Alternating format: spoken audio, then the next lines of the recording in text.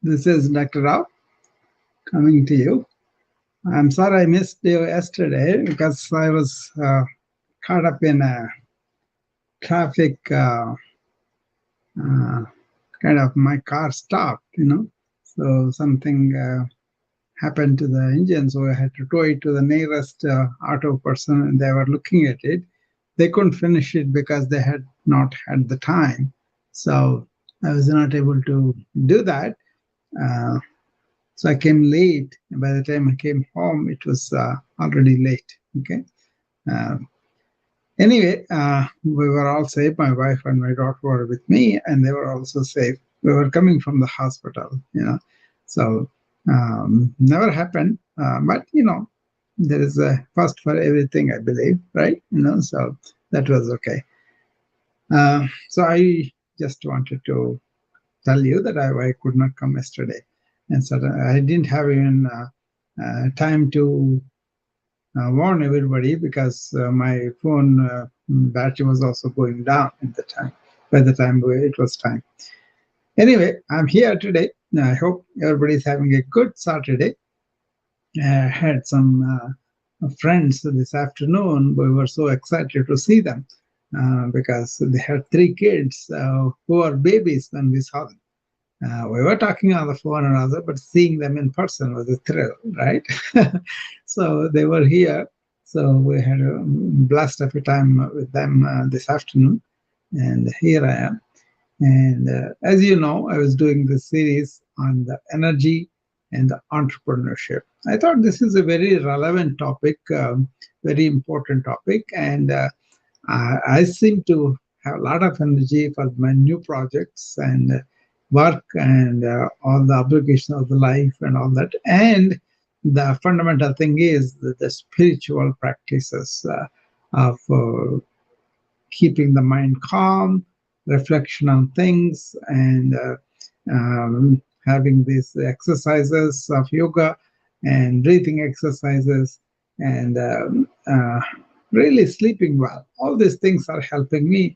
So I thought I will share each aspect as to what I am doing and what I could share, not just my personal opinion, but from the modern medicine and also from the ancient wisdom. That's the more of it, right? That's what really helped me.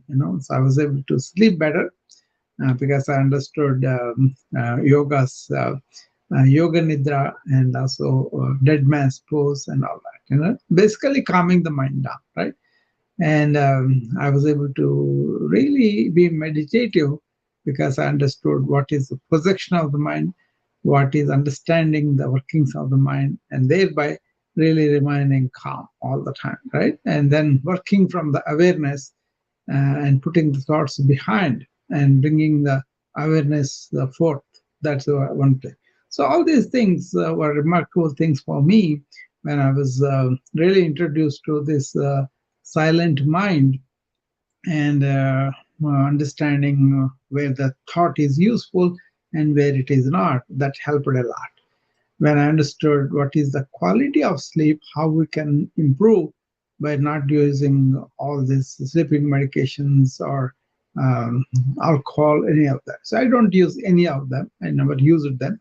So that helps a lot.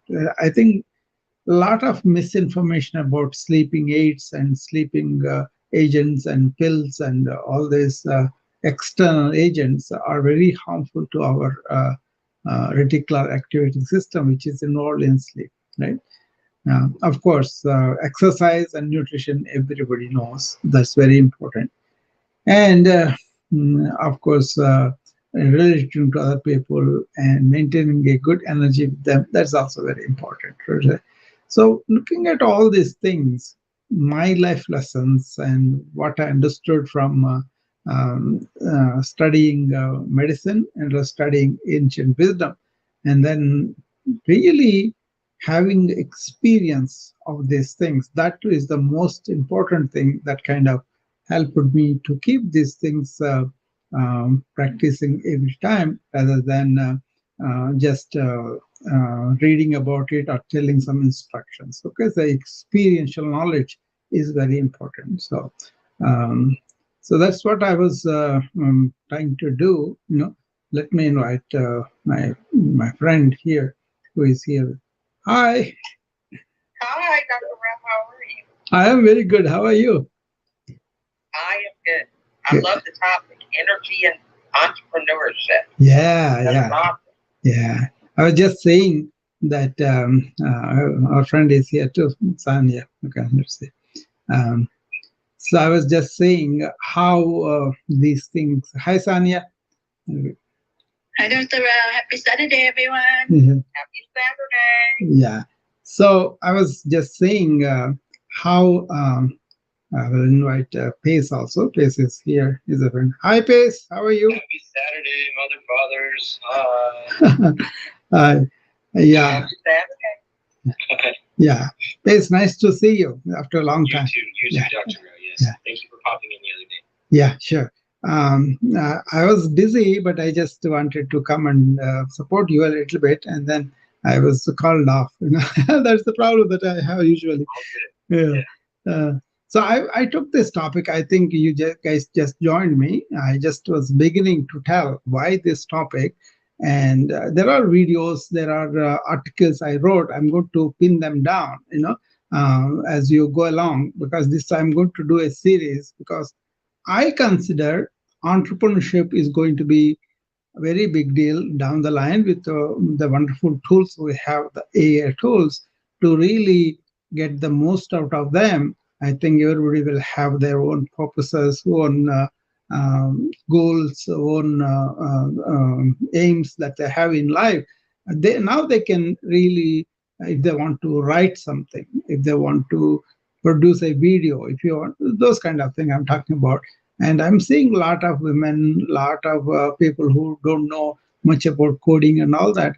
They're able to do a lot of entrepreneurship and activities, which I want to encourage. And my contribution is like, how are you going to help your energy while you are engaging in that multitasking, information overload, brain fog, and all that, right? So I was presenting how I kind of deal with them and how they have been good for me in a way. So I sleep better because I understood what is quality of sleep.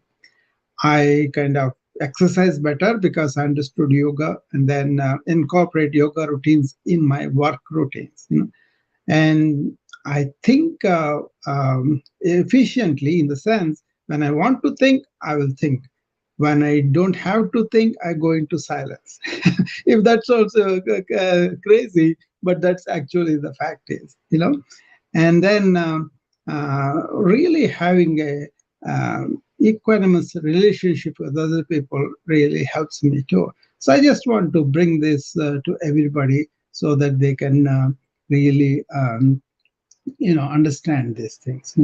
So there are chapters planned according to physical first I will start with the nutrition, then exercise, then sleep, and the mind and all that. And also the relationship too. uh, I was doing something on the chat GPT this afternoon. I was thinking about what are the purposes of my life, how I'm going about them. Four purposes came to me. This was not just out of the blue, but they were brewing for several years. Two, I was always sure of. One is wellness for everybody, and then helping the planet's health. These two are my main things from the beginning. And the other things I found was realizing who we are with the self inquiry. That's the third purpose.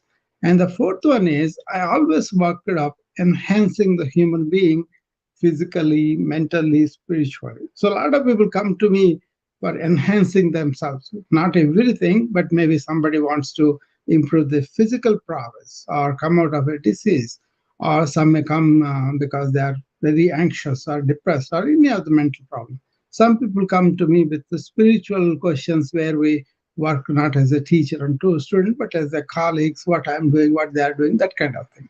So I put those four and I'm making videos on them too. But for now, this energy entrepreneurship, let's see, you guys have any specific thing that you want to talk about? Sanya?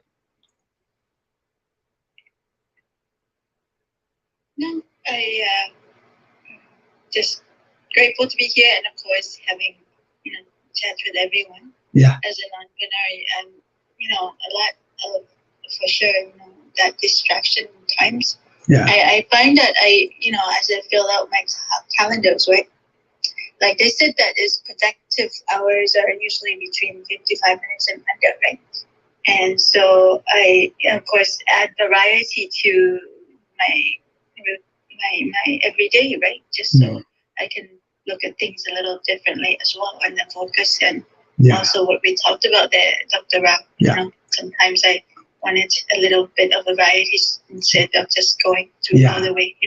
Yeah, that generally, even the medical conferences, they are putting more like a 20 minutes at a time, rather than having so many minutes, 1 hour, 2 hours, but then they keep break and all that. But what I found was the more you work on your focus on the side, and then you can go on into deeper things or work out whatever you are working in a flow state. I will talk about the neuroscience. I was with somebody who were talking about neuroscience and the meditation. This gentleman worked with Dalai Lama for 36 years, I believe. So Dalai Lama was working on the science and the meditation.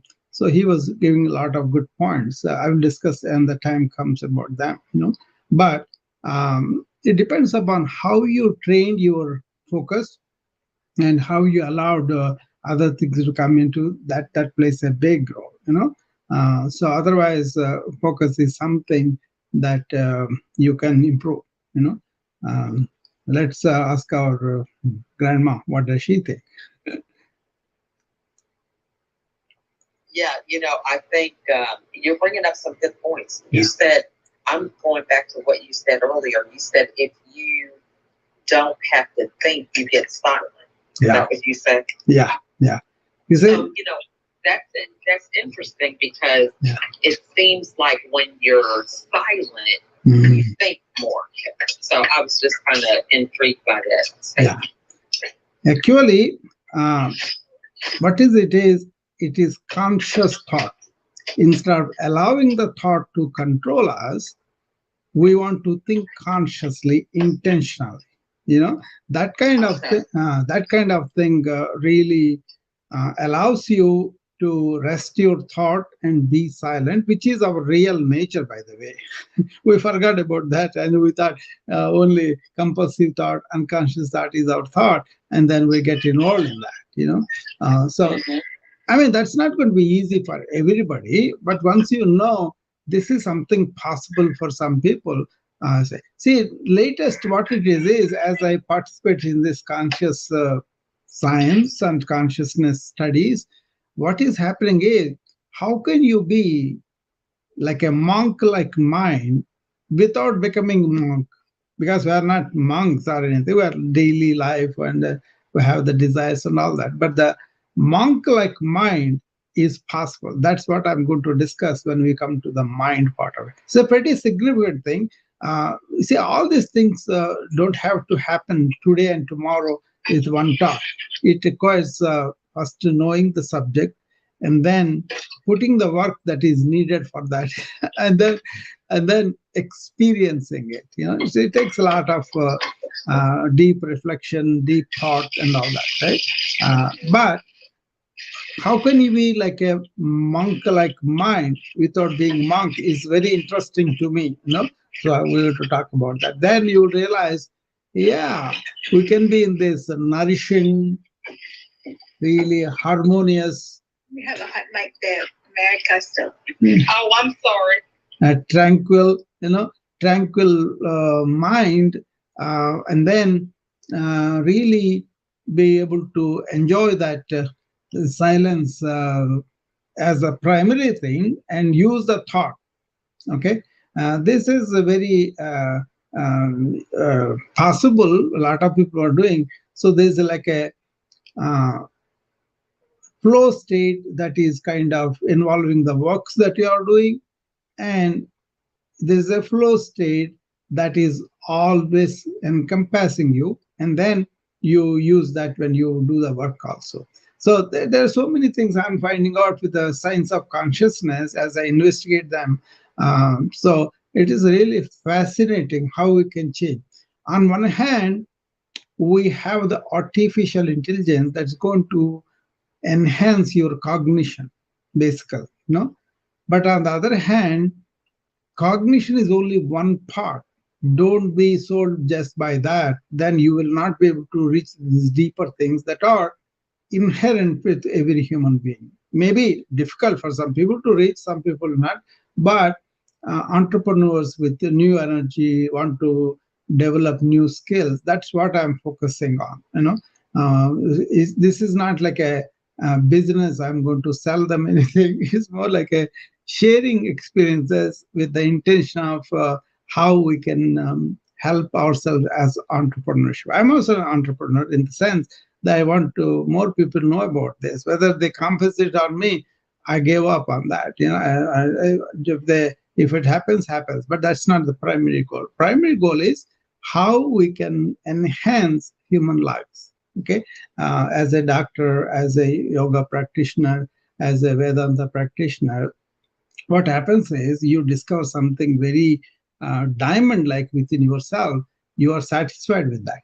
You don't need to have external things, not even fame, not even appreciation and all that. So that's loving, giving, and serving. Those are the purposes you establish yourself, and then you're very happy with that.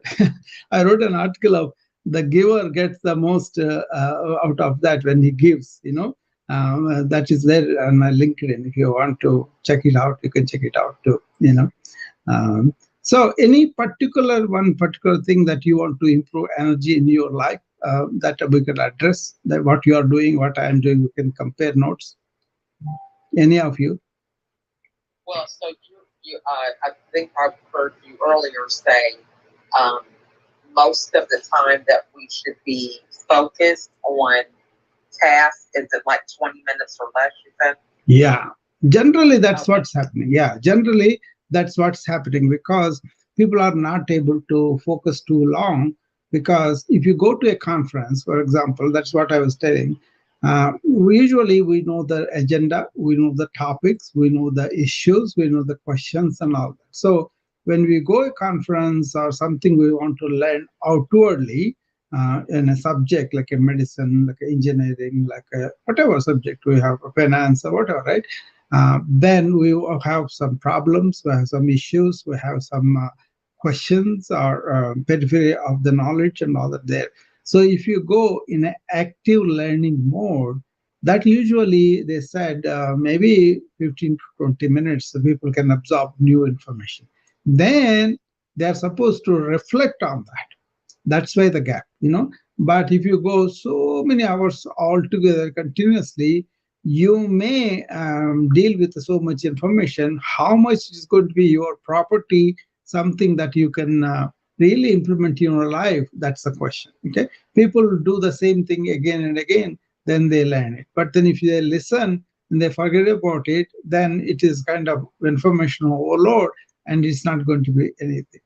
One particular rapid reading method is where you kind of read a paragraph and close your eyes and ask yourself, what is that I read right now? What was he saying? What is that about? You see, when you scan, you just scan, okay, what is the chapter heading? What are the things he used, the paragraphs? What are the heading? All that. But when you really want to understand one particular paragraph, this is very hard in the beginning. But once you kind of stop and think about what is that he is talking about, the amount of absorption is greater because you are exercising on the material. So even the lecture also, suppose I'm talking something and you say, what is he's talking about? Then you think about it, that's much better than you just passively absorb. That's what most people do. They just passively absorb, expecting the author or the speaker to give them points 1, 2, 3, 4, 5. I think that's like treating people like children. But if you are a actively engaged, intelligent person, you are supposed to question anything, everything, and also question what is that I learned?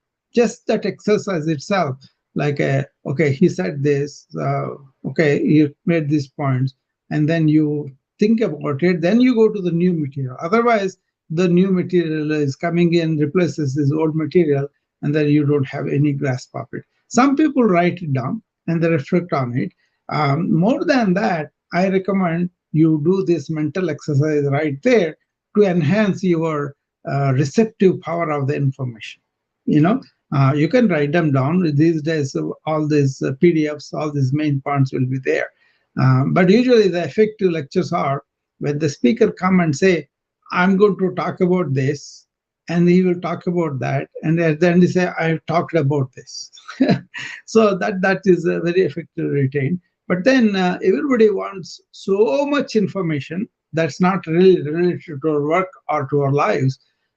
Essential things they don't, but they want to know everything around the world. That's like a global gossip.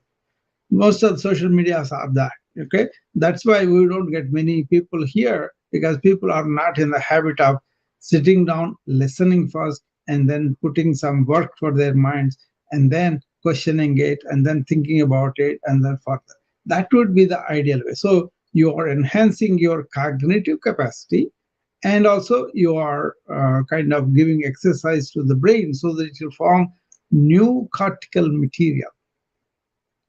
You see, there's a lot of neuroscience involved in that too. But this is what happens in yoga real practices, where your mind is so focused and concentrated.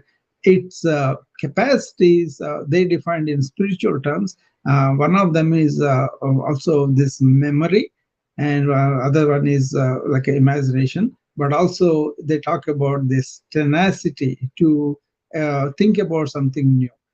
All this results in for the energy of the entrepreneur. Suppose you increase your efficiency of your new learning, you go to conferences, you find the things. Obviously, you have to keep up with what is happening in your field, right? And you want to use the best of the science, best of the technology that has come up. And to observe that, don't rely on other people. Just keep an eye on the latest, libraries or databases that are there on the computer. They automate them.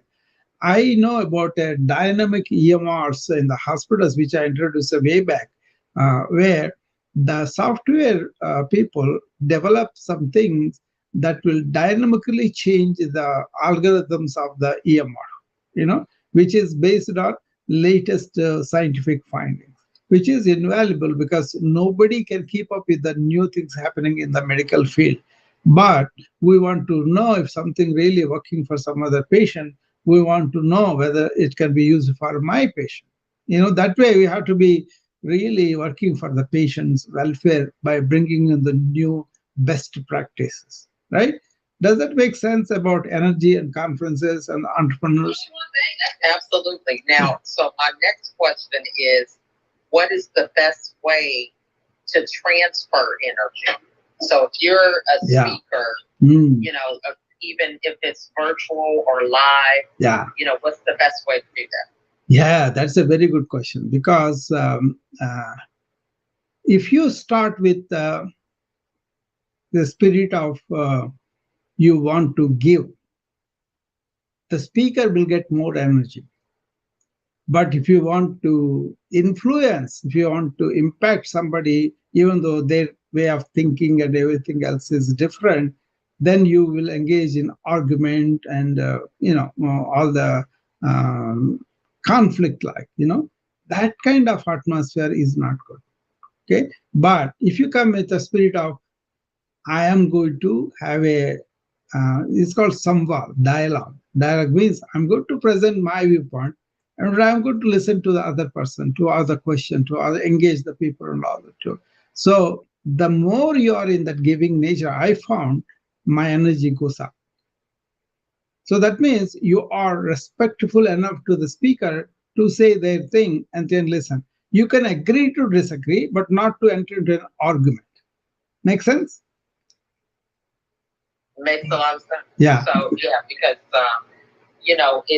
it's really kind of challenging, because sometimes if you're thinking about your content, and wanting them to come to a certain conclusion, it's going to be hard to maintain that energy. If you're focusing on a lot of variables rather than just saying, I just want to come and give value. See, there is some kind of little bit of arrogance comes to us when we get the accolades, we kind of get the compliments and all of that. Then we can establish ourselves like I am the authority without knowing you know. So what I remembered all they say is truth as authority, not authority as the truth. That means if you take from one point of truth to exploration to something, only up until that time I can explore. But beyond that, another mind has taken a leap and understood something. Then if I just hang on to myself, then I'm missing the truth. But if I listen to him as the only authority without really exploring the truth really, then I'm not doing anything for him, or I'm not helping myself either. So generally, when you are engaged in a dialogue, are you both seeking the truth, which may not be your property, which may be truth is truth. That is very difficult, because external things, science and objective evidence and all is easy to find. But internally, to find out that we are building our ego because of the knowledge we have, and separating ourselves from our real self, which is a disservice for ourselves. That's why give and be the truth seeker. And also then somebody challenges because they found this logic is not good and they present their viewpoint, then you'll have the humility to listen to that. You may agree or not agree, or that's a different matter. But first of all, what you do is let me listen to them. And that itself takes the conflict away. You don't have anything like I have to prove, but because we both have come in is what's called samvad, that is dialogue. This was the ancient practice I learned from. What they do is they come to a particular topic and they agree to explore that. They challenge each other, not with extra traditional knowledge that's accumulated, but at the time how they probe it. This is also a Socratic method. So once you stay on the truth seeking, and that's why you are both here, then your purpose is like a co-travelers, traveling the path of seeking the truth. Otherwise, you are basing on your ego, then you say, this I have to establish because I'm invested in this, and people have to tell me this is correct or not, but they have to agree with me, whether they know it or not, that kind of. So dialogue versus argument. Don't get involved in the argument. Don't get threatened by anything. Just be open, and then energy will not be depleted. Okay? And you don't have to put all the energy there. You only have to receive or give, and then invite them to investigate. And then you're not really making them follow you, but you are making them listen and think.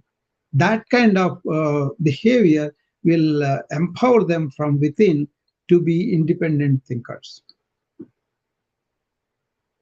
I love that, and I think, when you talked about the truth, there is one truth. However, you still never know the perspective that somebody has about that truth. Truth is one, paths are many. People may come to that several paths, So, that's it. Yeah. Well, because, like somebody's truth could be something that is a belief that they have grown up with. But, if you want to hold on to it, you may not grow and learn because you've held on to that truth to think that it's just not, it's immovable. Kind of like.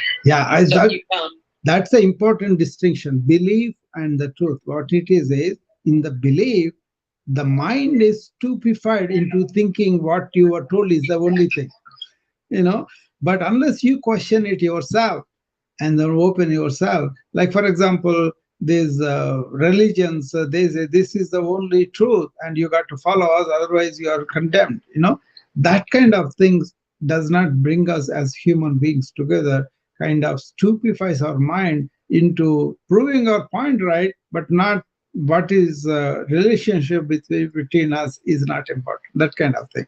That bred into that. That's why belief systems are pretty dangerous for the cohesiveness of the human beings, or even investigation into truth. Even scientific truth, for example, if somebody just understood one particular thing, this is the only way, we would not have made the progress that we made, right? Artificial intelligence also, we would not have made the progress with the machine learning and everything unless we allowed it to question itself, to learn from itself and all that. And that is a thing that's going on. There are concerns about what it will do, the privacy, what it will do. That's a different matter. But basically, scientific doctor or anybody, we won't say what we know. That's the final thing. There are always new things coming up and new solutions coming up. And then what we say is, okay, how can I get the best practice improved based on what's the newest finding, and then give it. That's where these databases, cancer.net and all this, in the 80s, 90s, we used to have this database of therapies by individual oncologists for different types of cancers. Okay, so we take a profile of my patient, what race he is, what gender, what kind of family history, all that. That becomes the profile, not this racial profile, just the profile of the biochemical picture and everything, right? And then you don't consult to only the local oncologist, but you go and check it in that one, this profile is there. Anybody has any success with a particular regimen of chemotherapy that we could use. Then other oncologists will come and say, well, this worked for me, this worked for me, and then you can use that. Now it is much more sophisticated. Now we can really do the genome, and according to the genomic study, according to the receptors on the cancer, everything, we have diagnosis, not just the tumor size and all that, but also biochemical nature of it, what kind of receptors it has, what are the genomic structure behind all of that. Based on that, the same bronchogenic carcinoma that we treated with this is my experience. I refer them to university where they can do the genomic based recommendations. When we use that therapies, we don't have any hair loss for this lady. That's a very drastically we can see. And then she recovered much faster. So medicine is marching towards this personalized medicine, right? So where we can say, according to your genes, what nutrition, what kind of exercise, what time you can do, and also what is happening with your brain, with the flow states and non-flow states. There is something fascinating I was studying these days, is about science and meditation. There were years of work done. I think Dalai Lama was involved in this. So I was studying the person who was with him for 36 years, doing only this. He's a neuroscientist. Okay? He goes and talks to them only this, and then because of the name, everything that Dalai Lama has, he brought in a lot of people together, both the meditators, and then putting, for example, EEG on a meditator, recording the waves and what are the waves, how they improve, all that we know now, to the point where we say this particular person is going to deep meditation at this point by just looking at the functional MRI, that kind of thing. So we got to be open to the truth. But then, unless you are really clear in your interior, your inner development clouds the truth outside. That's why outer sciences are different, inner sciences are different. But both truth seeking, in that they are sciences. Make sense? Makes sense. Yeah. So that's a lofty field that people have to take up to, and then really learn from that. And then what happens is, finally, you got to open up your own inner queries, inner inquiries, not just agree to something, but some gratification, either with a word or the deed or action, whatever you do. You can accept these things like, oh, this is immediate gain I have. You got to. That's where people who have reached this oneness with everybody, everything, they don't have selfish interests to be satisfied. They have this commonality, common good, that we understand, but we don't employ that all the time. But once you reach a stage where you say, everybody's good is my good, and then you're established in that, then you are liberated from your own small inner selfish needs, But they have to make it their own journey, that one. So entrepreneurship energy is, don't deplete it with these kind of oh, this is my experience, this is my belief, this is what I think, I'm made like this, I only respond to it. I think all that is kind of unnecessary. If you don't want to deplete energy, get away from that. Be open, be giving, be receptive to everything. And not necessarily you have to be influenced by somebody, question it, but then do your own work. But then be open or giving. That the real question, what you asked me about how a speaker or somebody, when you come with the intention of I'm going to share, then actually as the for me that happens. When I open the room to the end of the room, I have more energy there. But I cut down because I have other things I have to do, and I have yogic discipline hourly and all that. So I get up in the morning means I get up in the morning. That's all the discipline is needed. But a lot of modern life is very difficult for maintaining that kind of discipline. Actually, if you intend that I'm going to get up in the morning and then sleep on that, I get up in the morning at 4 o'clock without any alarm. That is possible for everybody. In your own mind, you can do that, But you have to have the discipline for all this. But then you get swamped by every small desire, everything. That's what the modern life has spoiled kids about doing whatever they want and all of that. But only when they're really get into the groove, they enjoy them and all that. So we get to teach them that too. That's a good question. How to not to waste our energy and how to generate our energy. That's how I know about it. Suppose I put all that smaller self aside, and then I kind of really do things with open heart. It seems it is nurturing me coming back to. They don't have to say anything, just spontaneously it happens. Giving is best for the giver. That's the title of my article, but I wrote about it. That's good stuff, because I was listening to a gentleman the other day, and he was saying that we should be mindful of putting our energy into the things that we desire the outcome for. Because if you really are not too conscious during the day, you'll just be doing a lot of things that may not serve what your overall goal is. And then, halfway through the day, you're exhausted, and you look back, it's kind of like, you go through your list of things to do. And you're just doing things for the sake of doing it, but it's not creating like even the energy that you would like to keep with momentum.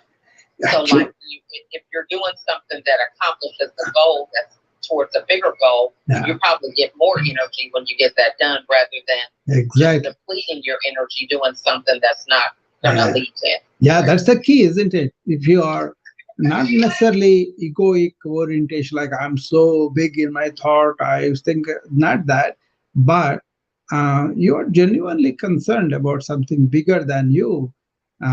There's a indiscreet energy release, so people do a lot more when they think the company cares for them than they think that the company is using me like a cog in the wheel, and I won't have anything from this, so I won't gain anything. That's where people kind of allow themselves to be self-centered, but they don't have to be self-centered. If they contribute to the larger good, something bigger than ourselves, then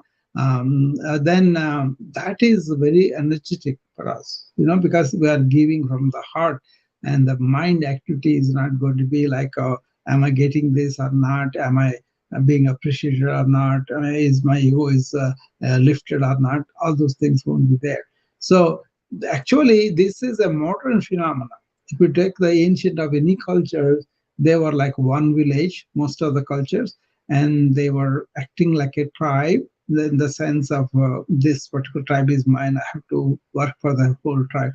Japan, so many ancient cultures, you take them, they have firmly established Japan, India, China, all the village or the family, that was more important. So even the regular activity also, if you work like we are all together is one thing, versus what I'm going to get from this group is another thing. So that releases a very big energy from the workers when they feel they are cared for, and somebody uh, in the company cares for us and then looks after our interests. That becomes a real big deal. I think she wants to come up, so I will invite her. See.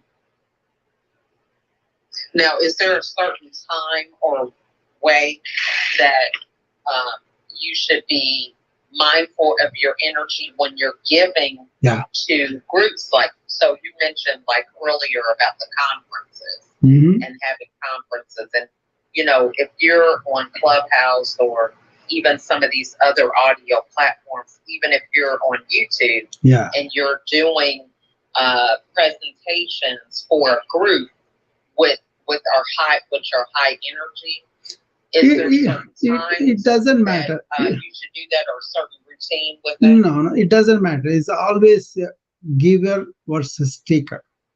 Okay, for example, I'm the doctor, I'm going to the CME meetings, right? I'll take that example.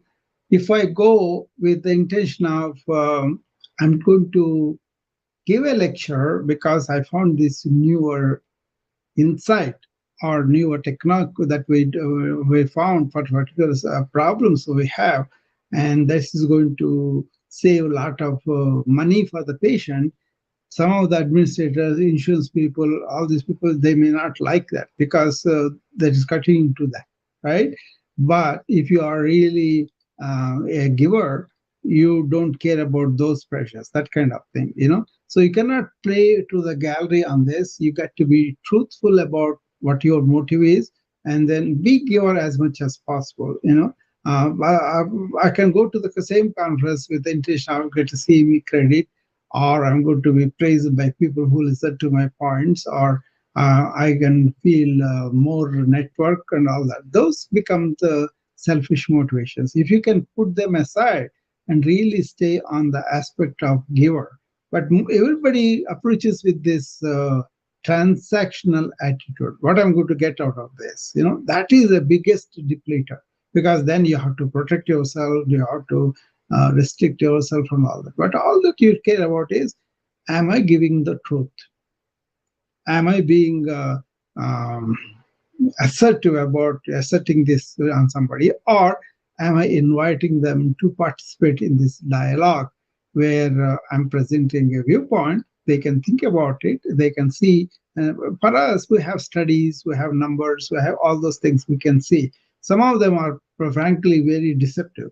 They do 4 patients and they say 50% improvement. They don't mention the 4 sample that easily. So you think 50%, maybe thousands of people who have taken this drug, and of them 50% improved, then you have to say the sample size. So I have a book studying the test and then studying the articles. So it gives you all these um, fallacies, because a lot of people are present data to get grants, to get some funding and all that. So you got to be aware of all that situation. But basically, be a giver, and then just be truthful. If the truth is not there and you're misled by somebody and somebody pointed out, just you take it like that. that kind of openness, that kind of honesty saves a lot of energy down the line. You know, it doesn't matter which scenario it is. It's the same principle all the time. Yeah, that makes a lot of sense. Yeah, makes a lot of sense. It's very difficult. Somebody else who joined. Yeah, very very difficult. Yeah, I think I don't know what her name is. Hi, Kiri. Dr. Rao, how are you? I am good. How are you? Good, good. Thank you for having me. Yeah, sure. I want to know, I wanted to ask a question, and in regards to the community building that it's, it's a, it's like it's something that's new to some, and yeah, and still developing for others.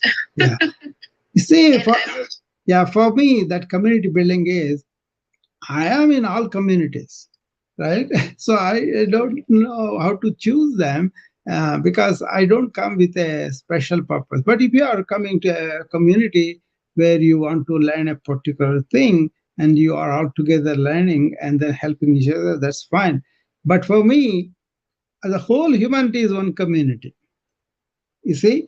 And then truthful learning of anything is my thing. That's fine, in that way, I help people who ever want to work together for the common purpose. That's a good thing. But then they have to expand their horizons, like instead of just America, we want to enter the entire world. Just India, we want the entire world. That's what we learn in the yoga right from the beginning. They call that Vasudhaiva Kutumbakam. That means all living beings are one family. But in the family, again, there are racism, there's inequalities, there are so many people are there. So we kind of form people who are striving for one particular purpose. But that was the tribal system way back, right? People were trying to survive, trying to do all that. So without losing the larger perspective, you cooperate with the friends like we are cooperating here. Sanya comes to support me and grandma comes to support me and we talk about it. They don't have to support me in the sense they will come and participate, then we are a community in the sense, but at the same time we belong to everybody too. That way you can make that community very positive, and we can also make as a transactional thing, or can be like a divided thing sometimes, right? Unless you belong to this race, I'm not going to support you. Unless you are women, I'm not going to support you. So when they talk women and men, it doesn't matter to me, because for me, all are human beings. You know what I mean? Yes, and definitely, it's not something that's new to the human, to us as a race, as a species. Yeah, as a species. But we are divided ourselves because you see, first of all, we say we are different countries, right? But whatever is happening to the whole earth is affecting all of us. Second of all, we say we are different genders. Then we say different ages. Then we say different colors, Then we say different shapes, how we appear. So all these are unduly discriminative to human beings, right? Which is not good. Mine is more like inclusive, like approaching from oneness, that we are all in oneness, That kind of energy is very, very good for all of us. So suppose you go to a computer program you want to learn, or artificial intelligence you want to learn, but that's a technology. Don't let the technology separate you. Learn it and use it for the purpose of everybody. It's a common good more than individual needs may be there, but it is the psychological attachment that we need to be aware. We can cooperate, we can give each other. Actually, that community design where you learn from each other and helping each other, that's a very good thing. I support that. Yes, and that's where my question is heading. It's the how do we build community design businesses and mentality and mindset when we've been wired and structured with that individualistic mindset. That's where and I think the assumptions, what you were speaking about as prior. I've been studying nonviolent communication for about 15 years, let's say 14, 13 years. And from the Principles of Gandhi, which is rewritten by Marshall Rosenberg, he's said about how the humans have been taught to demand instead of request. He does talk about like the like we assume things, and instead of asking questions, we kind of believe the assumption just from the speed of light. And it's something that I know that is embedded in us. And when we're working as a community, how do we address these things from a community standpoint? Because me as an individual, I know that I can work on me, right? Like I know that I have things that I work on, and addressing these things from a community perspective, it's hard because then and I just wanted to get your input of how does that work when the books are made for individuals and not communities. Exactly, you're right, because people don't realize they are going into self-centeredness without them knowing about these things. Okay, so Gandhi, you mentioned him, right? I will tell you one particular path that he always talked about is called nishkama karma. Kama means personal desire. Okay, nishkama means not having the personal desire. But doing the work, because work itself is the duty. Duty itself is the duty. Not the returns of the duty. That is the problem with the modern society everywhere. Now in America, India, everywhere, they want something out of it. That's why they want to do it. But if you really realize that nishkam karma, where you are working, but you don't want the results of it, that's a very complicated thing for a lot of people to understand. But once you are satisfied with yourself, with your inner self, that is quite possible, though, because there is a diamond within us, the divinity that all of us have it. Once you station in that, whatever you want to do will have its own importance and duty bound. Then you are doing it, you will not be tired. So if you get into transactional rather than transformational behavior, then this transaction, you are aiming for certain amount of money that you wanted, then you are lost, in that quest for it, And then usually I met people who are millionaires who made a lot of money and they don't have any peace of mind, because external things will give us comforts, will give us the needs and all that, but they don't give us that human fulfillment that comes with learning about you and yourself. So that is lost when you are. That's why people are spiritual inclinations. They are not. That's why you are asking the question. You are spiritually inclined. You want to be the right thing. You want to feel good about that and all that. Those spiritual needs are not met when you associate the results with external things like money, fame, or books or whatever. So, but if you are really rich inside and then stationed in that, that's where Gandhi was really, because he was the man who led the movement of freedom fighting in India, but he never wanted any powerful position, anything for his sake. So he said, somebody asked him, tell me, what? He said, renounce and enjoy. That means you do the work with complete purity and excellence, but you don't crave for the results of the work. That's why renounce those results, because they are not important for him. For anybody who is spiritually inclined, that's what it is. And then you enjoy whatever you're doing. You have to do it. You do it without agency that I am doing it, and without really aiming for the results. We may need food, shelter, and clothing, those kind of things, but why do we need so many luxuries, so many things, when many people in the world don't have these basics. The fact is 25% of people enjoy 90% of resources of the world.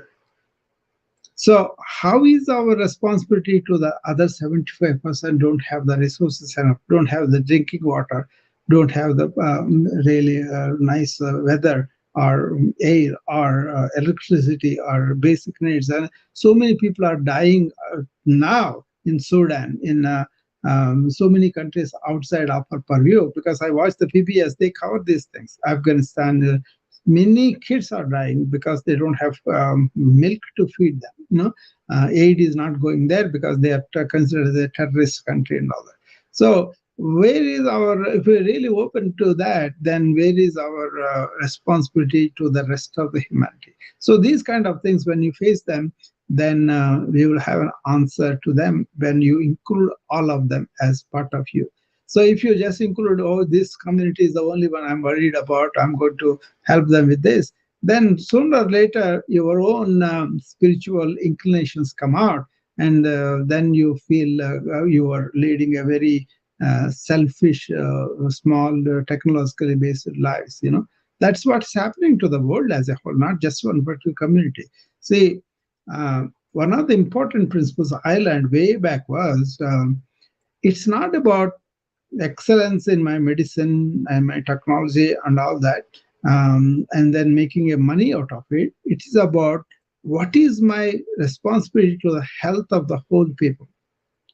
Why wellness is not there? Why so many people are suffering with the chronic diseases, not having good outcomes, even though they have. See, this system we built in the country, as a doctor, I know about this. They are very corrupt. They don't want to help the patients to lead a wellness life. They want to make them permanent patients, put them more medication, more drugs, and more. So lots of times they don't have minimum health care access to the many black communities in this country, or the Asian communities, or the native Indians. They don't have any facilities in the rural areas. So I went there, I saw them there too, and I know general situation is like that. So when you question like that, if you are really want to be spiritually evolved inside, you will be posing this genuine question. You won't be just satisfied with making a few bucks and then leading a comfortable life. You are awakened to the realities of that, right? So then you, if you have a community, your intention internally is about everybody. I think that's very good. Yes, well, I think, and you made a very good point in the sense of when you said that we as a community and as a minority in this country, the health system is basically oppressing us, which I am very aware of it because of being in finance. I realize that our health is what's depleting and what's causing the financial deficit that we even have. But when I think about community design, I think about people that want to come together because they have good intentions and they have their reasons for wanting to come together, right? But I think that our character and our personality and how we've been wired previously. So I think that, do you think that we have to go through a course of community design and self-reflection? Definitely. Bring some kind of community, because the goal becomes the community goal, not your individual goal. Exactly. So I think that that's a good idea. Good idea, because you have touched on something where these community people, by asking them coming together, they're kind of going away from the bigger part. See, the humanity as a whole is important. Earth as a whole is important, and that is more important. But then helping, like for example, few people are here, doesn't mean I have to form a community. They're all human beings. The people out there who listen to this later also humanity too. Basically it is my motivation that's important for anybody, right? once my motivation is far reaching and open and inviting everybody, then even if I work with few people, that's fine, but what are our intentions? Are they separative or inclusive? Okay, that is the problem. We don't have, see how much food is wasted in this country that can feed so many hungry people. There are people who are doing that. They gather all that food, they kind of package it, they send it to other countries where there is hunger, there is famine. Right now, there are so many countries having this problem. So that kind of inclusiveness is important. We kind of produce food as a whole. These are statistics they told me, that is good for 10 billion people, but we have so many billions of people are going hungry every day. People don't have 3 meals a day in so many countries. They may have kids are eating only half meal or 1 meal a day, and afterwards they have to just go hungry. So we just allow it because we are blind to those facts of what's happening to the rest of us. We consider only our lives are important, our comforts are important, then that is not going to allow you to liberate yourself from this materialistic bonds, right? But then you feel good when you break them and open yourself and give it. It doesn't have to be money. It has to be understanding. It has to be uh, other people are doing this, the empathy, all of that. But your idea about doing a course on this, about the people who are nobler instincts may come, but then the situation is that unless you make money, you are not allowed to progress forward. Okay, so the people who have resources, they can come and participate in that too, but then they have to do voluntary, right? But then you can elevate the thinking of the community that you are in just by opening up to everybody else.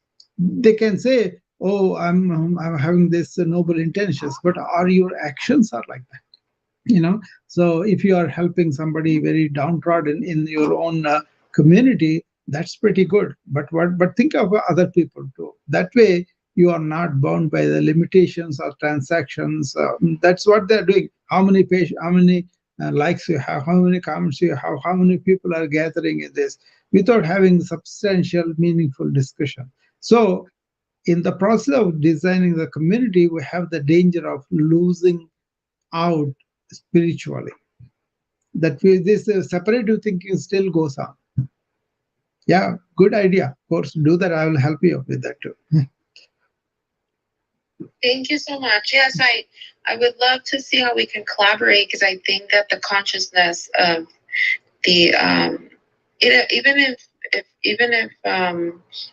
it's the communication part that needs to be. You are already collaborating with me. You are here talking about this. No, I think that a course should be like maybe like just a micro course to kind of create some type of consciousness on when we are creating community. Yeah. What is expected of the members of the community, yeah, and the leaders, and how communication is so needed.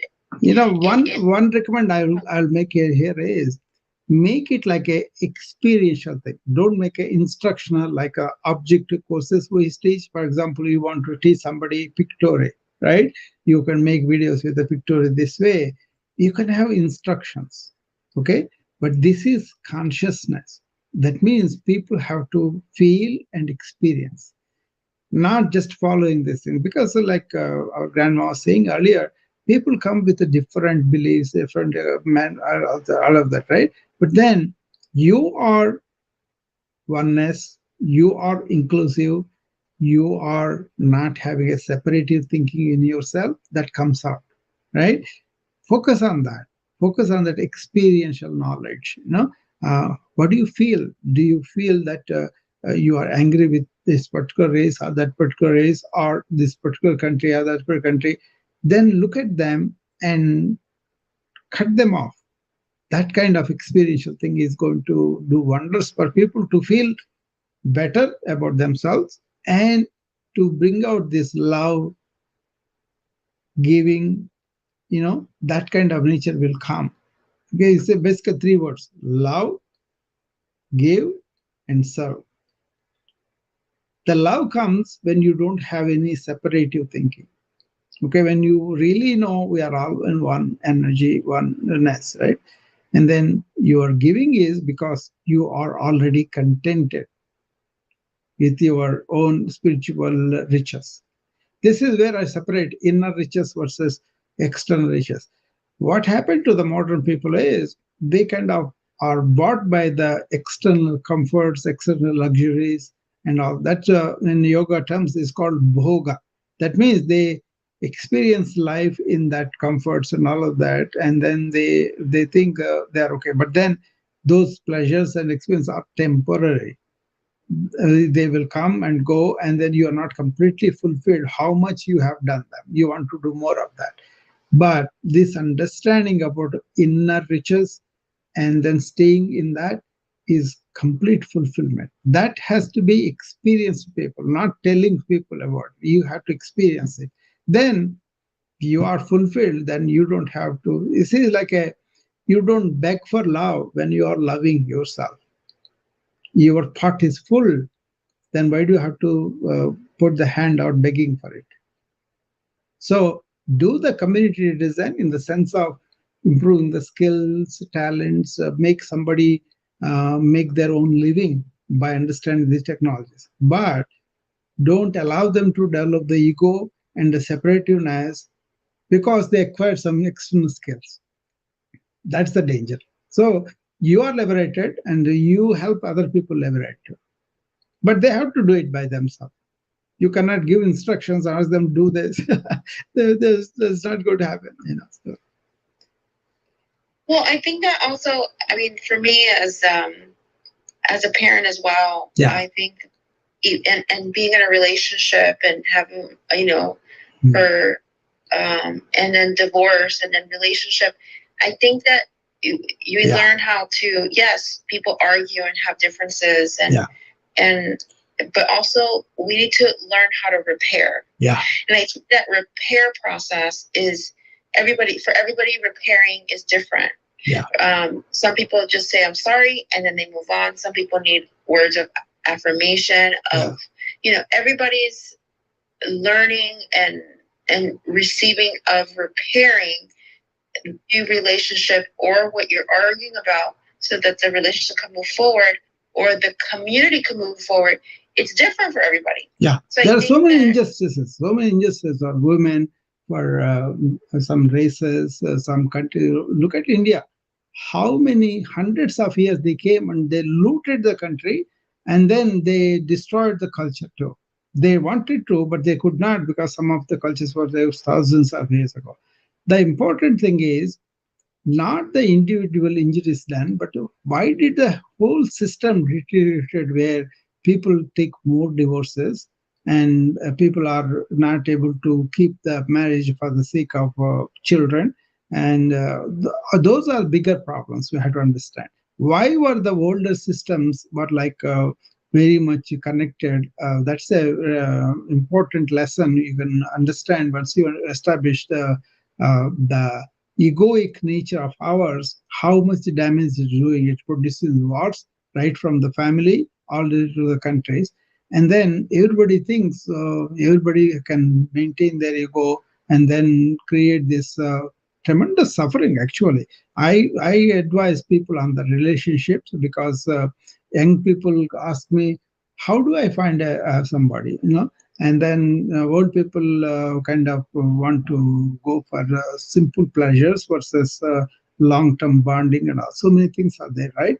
But if you really understand what is the spirituality and how much it is there, then you start to see the other person also as a divine. Right now, the fight is egoic fight, personality fight. Okay, so a very superficial layer that is bred, and that's where they kind of they fall in love. They come with heartfulness, but they forget about it very quickly because they begin to analyze, assess, and judge people based on the superficial layers of the ego, which is a mask of your real personality. It's not real of you. That's how it has come. Persona means That's a mask. They used to have this in the ancient Rome or some culture where they used to keep a mask of the role and they used to speak through that. That's how it is. So a lot of people don't realize they may say things, they may perceive. But first of all, daily life, what do we see? When we see a person, we see their traits, their tendencies, which they change, but they also don't know and they repeat the same thing. And that becomes, that's where this conscious thinking makes a big role, because you can see, suppose I want to say something nasty to somebody, I can see that myself intentionally. And then it won't come out of my mouth. It won't be arising also after a while. So understanding thought nature, understanding this egoic formation, all that is very important as part of education. Then you see, youngsters will care for somebody and then develop a loving relationship and then do that. That's different versus youngster goes for simple physical pleasures and then right, treats women as meat and then throw them out. That is the kind of deterioration we have. Whereas ancient cultures have really evolved in the interior. That is where I borrow a lot of these things. I look at the scientific things outward as I'm studying all this objective studies and all that. But then inner, we are really regress to the animal level as a civilization, not one particular country, everybody, So we got to really come back and pay attention to what was happening there, what was the meditative mind, what is the meditative nature and all that. See, when I talk about meditative awareness, like I'm in the meditative awareness all the time, people don't have a foggiest idea what it is. But it is so blissful. It's called Ananda in Sanskrit. It's so blissful once you understand. I may answer your question. I may use the thought right now, but I'm intentionally using it while being in the awareness that I am with so many people. I'm talking about things and I'm trying to tell them something that I am doing, not I am just telling them. I have to be aware of that. See, so all these things have to come understanding where the culture is. Just because we are technological tools are there doesn't mean we're inner human level we are evolved. We are actually regressed to the animal level. That's why there's so much violence, so much of physical violence to women too, so much of single parenthood, so much of drug use, so much of running after this, making money. Everything is making money. And all those things are causing this suffering, which I see. You see, that's my thing is, I don't want to aggravate the suffering, but then I can see the suffering. And then when they come to us, the physicians or other therapists and everybody, when they are in trouble, right? But this should be educational level. We should allow kids. I have made a video of what my message to the youth. I think you should see that. I think you will get a lot out of that. Okay. I make these videos, but I don't have the chance to release them because I don't want them to get lost. I want to send to people who can really think about them and open their mind a little bit. I will send you that video. You can see that. Okay. So I would love to. Yeah. I would love to watch it. Thank you so much, Dr. Rao. Yeah, sure. I think you got a very good points there. Because we will collaborate on the course development, definitely. Okay. We'll do the rooms like this and invite people. Whoever comes, they will listen. That's how it will spread. We're not preaching them. We're kind of presenting our viewpoint. Well, I think that the community, it's been interesting because I think that the community design, as in like networking and coming on Clubhouse and working with the community, has also like made me think about my community from my own home, my own family. Yeah, sure. Like, it's just things that I bring, or vice versa. Like I run my home the same way I would run my own community. Yeah. So, that mentality that when I teach my children is the same thing that and I had a perfect example today that gave me that I had like an epiphany today. Like at the same time that I was trying to teach something to my daughters, which are 17 next month, I have twins, at the same moment, like the same it was just like something that I had to deal with. And the same thing I'm telling them that I'm teaching them, I'm actually doing it in my community. Yeah. So it was just like it just came like a light bulb, and it just came to me that I need to create, like you said, like from, I guess, like a course or micro course of how community is everything in our world. Like it affects, it impacts every aspect. Yeah. Even your business. So home, business, community. So I think and somewhere in those lines I'll be. Yeah, kids always see what you are doing. They don't care what you say. What you are doing, how you are talking, how you are giving, how you are doing things. From there, they will also do that. And there is a whole segment on the education. Okay, first of all, if you ask a question, what are we educating the kids for? That should be a deep question. That should be answered by all the education systems. This system of making them learn some skills and then go and do the job is not enough. That's important, but that is not enough. You got to help them to be good citizen, inclusive citizen, and a human being with love and empathy. That has to be shown to them, though. See, if you show them, then they imitate you or they copy you. And also, there's another thing going on now. The world is coming to them. It is in their hand, in the phone. So they know a lot more than you do as parent. So to really understand that, you got to understand what is the digital toxicity. How can we help them to use the tools for their own upliftment? They may use some entertainment, but how about their own flowering of their personality, learning skills of human relationship, communication, talkativeness, and all that. Nowadays, people don't talk. They kind of text each other in the same room. So that kind of, so you are really losing as a parent to this vast influence of people. And then that's where AI is really looked at with trepidation, because all the one it's going to do to enhance the cognition and all that. But what if the same thing goes on some bad guys and then they use it for nefarious, which they are doing now in the Instagram? They influence teenage girls to commit suicide. So that those kind of things are there. People are asking, even that OpenAI CEO Sam Altman, I think, he asked Congress. He pleaded, actually, in that I listened to that in an interview he gave there. He came in front of the Congress and pleaded them to enforce some regulation. Europe is trying to do more regulation. China also kind of abusing a lot of personal privacy and all that. So the world is coming at them and trying to. Everybody wants to influence them. Okay, but then parents don't have communication skills or ability to answer that, because these kids are pretty smart with so many things. So you cannot just tell them and then they will listen. Those days are gone. You got to do something and they will be able. That's where self-reflection and are we doing something positive or not, these are important. Okay. Well, I think that from the perspective of children that are, they're in that mentality of like, I know everything.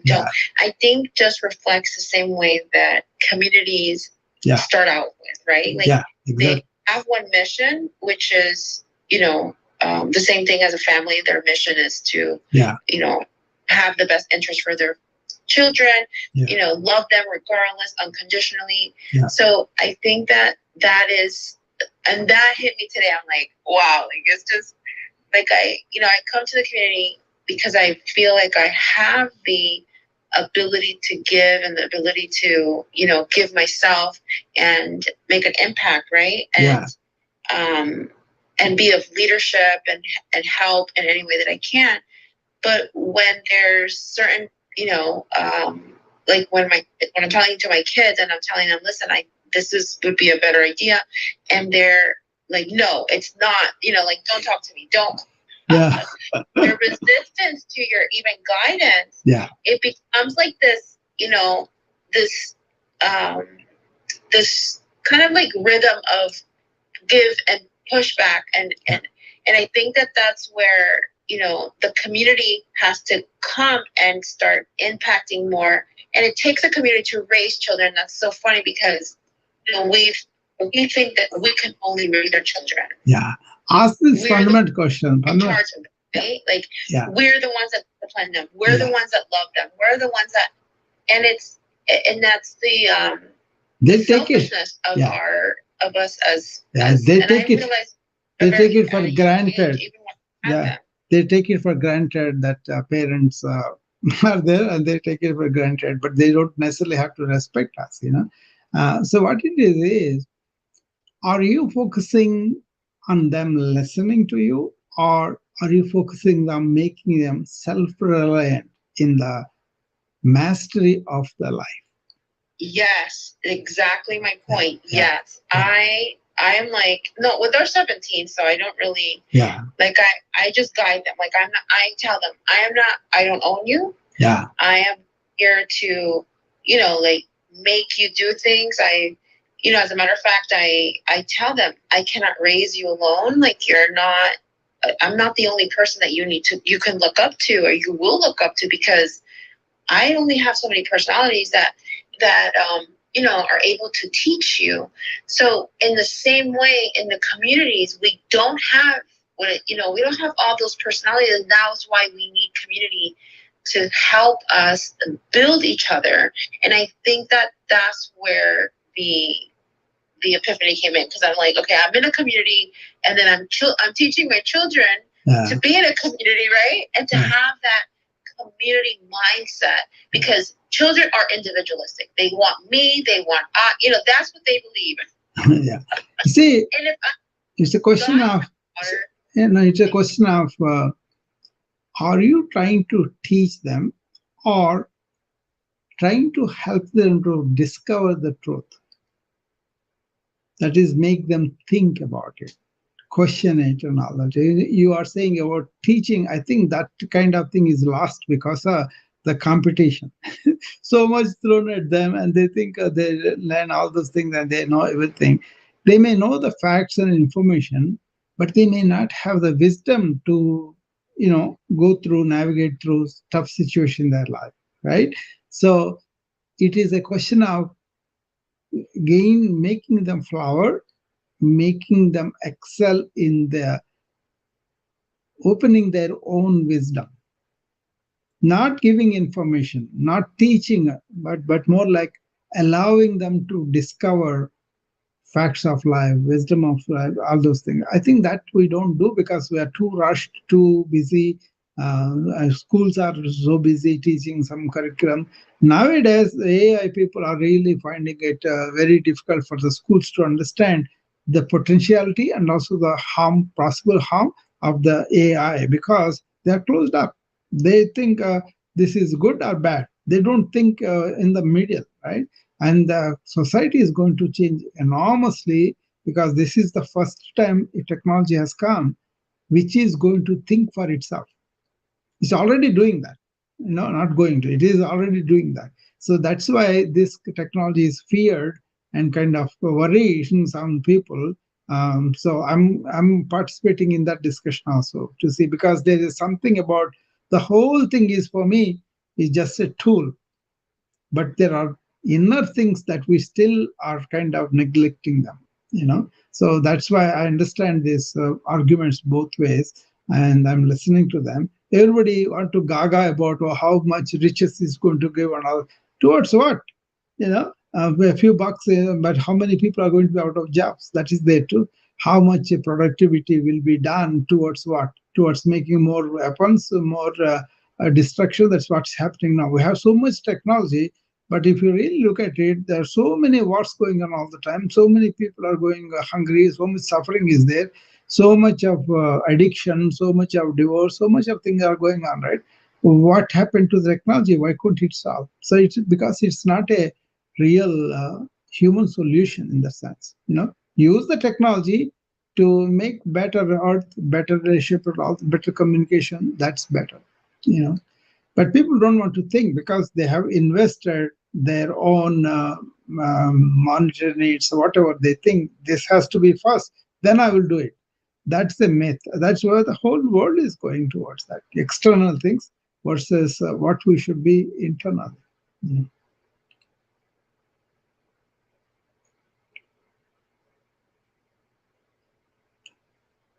Anyway, I think uh, anything else, Sanya or Gagan, is there anything else you want to bring it, or? No, I'm just listening in quietly and Yeah. of course enjoying. Mhm. Yeah, that's good. Okay. So if anybody else has any other questions, or anybody wants to come up, I think there's somebody wants to come up. Let's invite. I want to give everybody a chance before I close it. Hi there. Hey, hi. So, I didn't catch much of your conversation. I'm sorry on that. I just joined recently. But very interestingly, the topic was again the buzzword chat GPT, right? That's not the whole thing, though. Yeah, we just mentioned it as example. Dr. Rao, I have a question. I mean, I'm not trying to put up a debate. I just want to understand different perspectives. So, if you allow me, can I have a question? Yeah, please ask us whatever you want. You mentioned that a lot of jobs are going to be lost due to ChatGPT, and I definitely agree to the fact that yes, a lot of jobs will be lost to ChatGPT. Lot will be created too. That also I know about it. But then you need to have the education, right? I use it very extensively, so I'm not against that. All right, all right. So I think you've already answered the question. So I was in the favor as the ChatGPT or just not ChatGPT. That's just a generative model AI. Yeah, But yeah. any AI. Yeah, large language models. Yeah. For the mankind, because Yeah. I think as humans transcend into the future, Yeah. we built as the most complex machinery above all. We have to be the smartest and we need to utilize our faculties of mind to the most optimal level. Yeah. So I do believe that a lot of redundant work which AI is going to take away from humans is going to by and large be for the betterment. That's what's happening to me. All my redundant work, all the mundane work, everything that's being done by that. I have more time to be spiritually doing my stuff, my dhyana and all those things, That's fascinating. So, Dr. Rao, what is it that you do?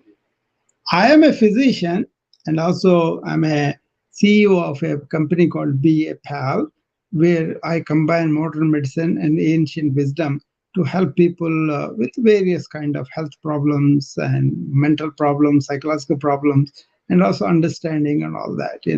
Basically, I speak and I write things, and then people get interviewing me, and then also I consult me for the individual solution. Like somebody has obesity, somebody has diabetes, all those things, right? So I combine both things. I don't want to lose the wisdom of the ancients, but I also don't want to lose the scientific findings either. So I kind of combine both of them. Yeah. That is fascinating, Dr. Rao. I have another question. Since you also mentioned that it is you help a lot of people when it comes to mental illness. Yeah. I have a question. I mean, I have been quite intrigued by this one specific thought. What really makes one person change their gender? I mean, what is it that is the root cause of this? Do you think it's because of social, presence that is shown everywhere? Because often, I think in the last 1 year, I've seen a very massive trend when it comes to, be it content on Netflix, be it social media, everywhere there's something about, it's a complicated situation actually, but then originally starts with this. Like I'm born with the feeling I'm a boy that was enhanced by the social interactions we have, right? And then later on we become like that. We're allowed to react to our body's natural needs and all of that. Like the woman also, she feels like that too. But then there can be some people who are born as male, but they may have inner feeling like they are female. That's a very small percentage that was there.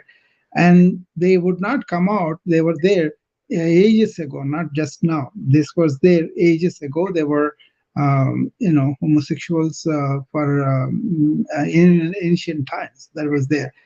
But now the expression was hindered by fear in the past, okay, right? But the taboo and all those things are there. But now modern societies, kind of, some of them are liberating, some of them not. Some sections of the societies are liberating, and then they accept them. They kind of treat them as human beings and all that. But some sections do not, because they intermingle with their religious beliefs and all that. But at the same time, some pressures on some people who are not naturally feeling like that, but they are led into homosexual life, either forcibly or by influence and all that. So it's like uh, the lot of work is going on into that, understanding it, and then helping them to, if they want to convert, if they want to really change their gender by themselves, if you allow them, they won't have suffering. But what is happening is, some of the fundamental thinking parents, religious fundamentalists, they want to forcibly convert these people, and that is violence, and that is causing a lot of suffering. All in all, whether society discriminating, or people are confused, or peer pressure was there is so much suffering for these gender confusing people.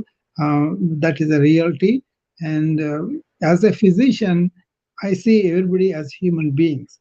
Their sexual orientation is their private thing, and also in the larger principle of spirituality, sensory pleasure is very minimal. Actually, you have to transcend that to really go into the deeper spirituality things. So for me, they are all human beings. What their personal thing is, their one. If they come to me, I will help them to relieve the suffering by making them understand and all that. My question, that is very well explained. I mean, the points that you have raised. My question is, what is it according to you that causes this phenomena? I understand for some people, like, let's take out the error Yeah, of influence from there. yeah, And for those who rightfully born male or born female, vice versa, yeah, feel yeah, as if they're the opposite sex. yeah. It's like More a, physiological, or do you think it's a psychological no, it's not. effect and response? No, what it is it's called. Suppose you see a tree, right? The tree came from the seed, right? So suppose if you take the seed and break it open and look at the layers, ultimately you see there is nothing there, emptiness, right? But the spark of life that is there in the seed kind of generates this big tree. Like that, we got the seed in us of giving the life and expand the life into the big man or woman. Like that, people have these inclinations from their own inner self, right? So it's not just a mental thing, it's more like a deeper aspect of it. That's why it's so deep, they can't help it. Actually, yoga explains this as energies too. So suppose you are born with more of um, kinetic energy, which is the rajas energy, which makes you do action more. Okay, but some people are dull to begin with. That is tamas energy. Like that, there is a in between, that's a sattvic. But the energies are also, they form the tendencies, and the tendencies are make you your sense of I, and this I can identify like the drive that you have, sexual drive and all that. They are also identified that. Majority of the people have the clear distinction of male or female, especially in older times when this is not really advertised, or this is not really announced and or condemned or whatever is there. People were not out, and it was not that. Even in military here in the United States, they were not allowed to come out and say, this is my feeling, this is how we do it, up until a few years ago, right? So they were going silent suffering. We know about those cases. And they develop more reactionary things because of other people treating them. By themselves, they may lead a private life, but then they kind of subjected to a lot of discrimination, lot of this. So inner sense of I depends upon in your own seed. So to sum it up, I think what you're trying to say is it is the spirit that is causing Yeah. you. Yeah, more like that. A sense of self. But actually, what we feel as a sense of physical self, mental self, or the psychological self, that's not really ourself. Our self has these things as instruments. See, that is the difficulty to go and stay in that self. That self is common to all of us. That's where I say I go to the being. And being can have, you can have a different knowledge layer. You can have a different mental layer that is either confused or really clear. Or you can have a body layer that is really having a very good molecular biology and all that. But these layers are influenced by what you identify with. You identify with the so-called evolved ego and personality. That is the false layer. But your real inner sense is something that you feel, not think. That's a good question, Kanan. So, Kimani, right? Is it Kimani? Yeah, Kevin. So, I mean, are you open for more discussion on this point, or do you want to call it off? Yeah, I think I answered it already. You go and think about that, okay? But we are supposed to stop it 35 minutes ago, but we are going over. So I just call you because you have raised your hand. So I come here every day. If you want to come back and we will talk about it, okay? But then think about it, reflect on it. Then you will have more answers from within yourself. I mean, I have given it a lot of thought. Yeah. What I find is, what one wants to be, they are free to be, because like for me to say that you cannot go out and express as a woman being a man. It would be morally unjust, and it is not my place to make a judgment on.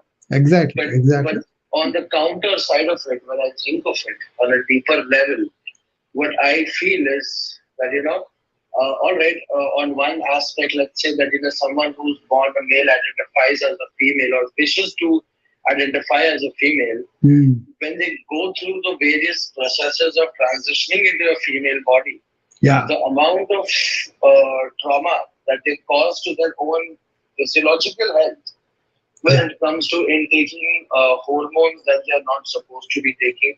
It's a combination. It goes on to surgeries that was obviously unnatural, and it is against the law of nature after all. It's a question what of. I believe is it's a question of mental. It's causing a lot of damage to their own personal life. Yeah, it's a question of mental. The seed body, that even though they are adjusted mentally and physically, they feel much better. But even if they're physically adjusted, they have this mental stimuli of inadequateness or incompleteness, or somebody is saying them that this, all those things hurt them, and they generate those feelings and they do that, But in a spiritual self, you transcend even the mind. So that is a very difficult for them. But actually, the sexuality problem is a very minor thing in the reality of spirituality, So anyway, we'll stop there. We'll come back to tomorrow. Less on the spiritual aspect of it, because that you've already answered. I'm talking more of with respect to medical. But medical cases. If you don't talk spirituality, you're not talking about your real self. That's where I come from. Not any particular religion, but spiritually, what you are feeling yourself inside is the real core out around which all these layers of body and mind are. So for me, that is important. That is the problem of modern civilization is they don't identify who they are, and they are talking about everything else, and that's why there was so much confusion, so much suffering also. Anyway, I think we'll stop there. Yeah, we'll stop there. I think this will go on. You have to get that spiritual perspective, then you will understand much more. Okay. All right, fair enough. Yeah, I think we'll be here tomorrow. We can talk about this. But then this is topic about energy and entrepreneurship. But this kind of this new phenomenon of this homosexuality is causing tremendous problems for people, for doctors, for the societies, for the politics, for so many things are going on. Actually, it's a hidden suffering that people are going. Transgenders are not allowed to bathrooms. So much is going on, So, but that's a relevant topic. But what I'm saying is, first establish yourself in the spiritual core of yourself. Then you will see the vagaries of mind, your opinions, all those, they will be seen as outward to you. Anyway, we will stop there. We'll stop there. We have to go after. Okay. So. Yeah, I mean, I would want to get into the spiritual side of it. What would you recommend me to start? Yeah, that's a good question. That's where all our energy has to go. Simple things you first to do. First, ask yourself, what am I? Am I this body or am I these thoughts? Because body comes and goes, right? Our mind comes and goes, but the life energy within us, it will go away from this and then gets into another body and mind too. That is the thing. If you see the weather, if you see the grass completely gone, it comes up too. So life takes its own form and the life energy is there. And people use different religious terms, but the actual practical matter, if you look at it as a physician, I can see a patient up until he has life, he has that light in him. But the moment that goes away, you see the body, you can see the light is missing. Yeah, and then I cannot bring that light. I can only assist the life process, but the life itself takes it. That's a mystery for us, right? So we kind of very humble in the presence of that. So, but once we identify that life force in everybody, then Kimani, Sonia, everybody here, we have the same life force going through us, but giving a different body, different mind. What we don't want to identify is what is temporary, but we identify with what is permanent. Say that is where the security comes. We know that we are not going to die. This energy will continue. And also, we are not dictated by our own mind, which changes every day. So don't get caught up in the thought world, but give it a rest. So first thing is, get up in the morning. Don't let the thoughts come up and take you over. Give some gap. Okay. Identify the life around you and just observe them without any mental commentary. That's very difficult in this days. And don't open these devices for a while, half an hour.